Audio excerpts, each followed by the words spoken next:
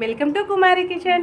ఈరోజు రెడీ అయ్యాను కానీ చెవుల్లో మెడలో బోస్గా ఉంది. ఎందుకున్నానంటే ఈరోజు మీషోలో ఆర్డర్ పెట్టాను ఫ్రెండ్స్. ఫస్ట్ టైం నేను మీషోలో ఆర్డర్ చేయడం. ఆ జ్యువెలరీ అయితే వచ్చింది. దాన్ని ఎలా వచ్చిందో మనం చూడాలి కదా, అందుకని చెప్పి రెడీ అయ్యాను కానీ చెవులకి కానీ జ్యువెలరీ కానీ ఇంకా ఏం పెట్టుకోలేదు. చూశాక బాగా రాకపోతే కినా ఖచ్చితంగా రిటర్న్ పెట్టేయచ్చు అని చెప్పారు. ఒకసారి నాతో పాటు మీరు కూడా చూడండి. నేను పెట్టినప్పుడు నెక్లెస్ అయితే చాలా బాగుంది ఫ్రెండ్స్. దాని ఖరీదు వచ్చేసి 340 రూపాయలు.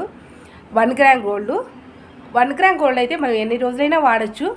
ఒక శారీ మీదకైతే మ్యాచింగ్ తెప్పించాను. ఎన్ని రోజులైనా వాడుకోవచ్చు. అదే మామూలుగా ఏదైనా తెచ్చుకున్నామంటే తొందరగా కలర్ షేడ్ అయిపోతే అవకాశం ఉంటుంది. ఓకేనా ఫ్రెండ్స్, పార్సల్ అయితే చూసేద్దామా.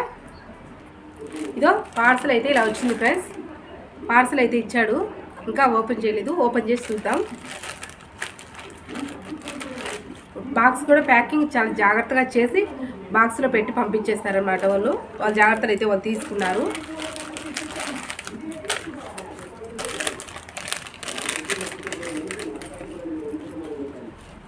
నెక్లెస్ పెట్టేటప్పుడు చాలా ఇంట్రెస్ట్గా పెట్టాను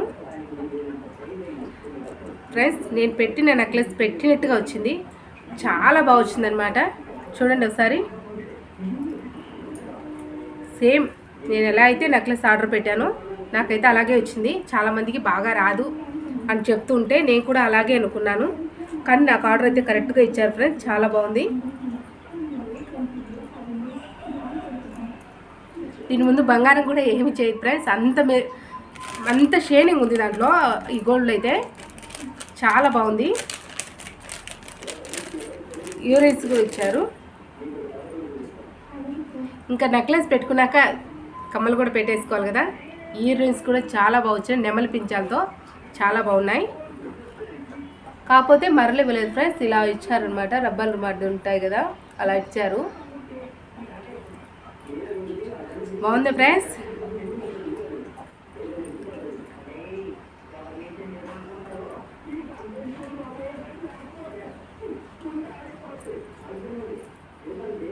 ఎలా ఉంది?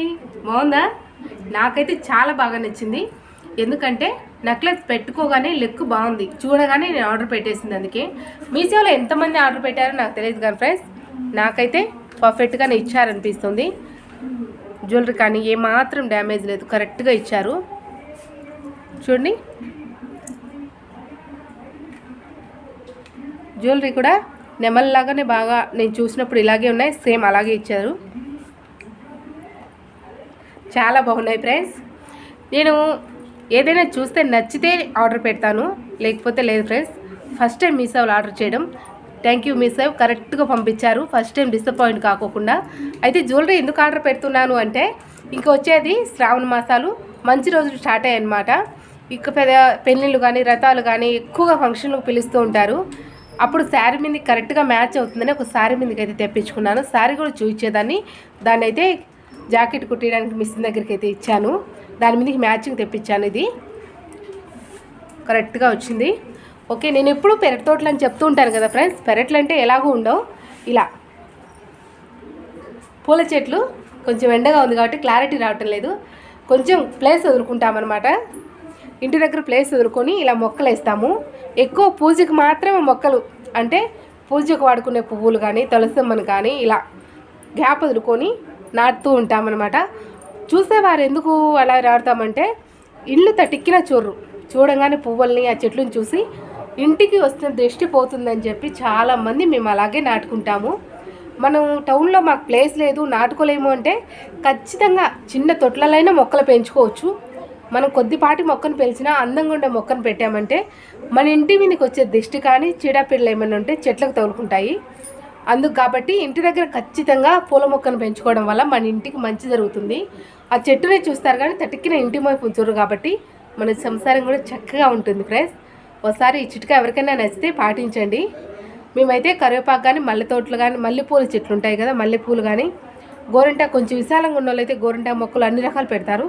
చిన్నగా గోడల మీదనే పెట్టుకునే వాళ్ళైతే గిన గులాబీ మొక్కలు, చామంతి ఇట్లాంటి చిన్న చిన్న మొక్కలు గోడల మీద పెట్టి పెంచుకుంటారు. తులసమ్మను కానీ అలాగా. ఇప్పుడు మాకు ఓపెన్ ప్లేస్ చాలా ఉంది కాబట్టి నందివర్ధను ఇది వచ్చేసి శివునికి ఇష్టమైన పువ్వులు. కార్తీక మాసంలో మాత్రమే పూస్తాయి. చెట్టు మీద పూలను తెంపుకోకూడదు.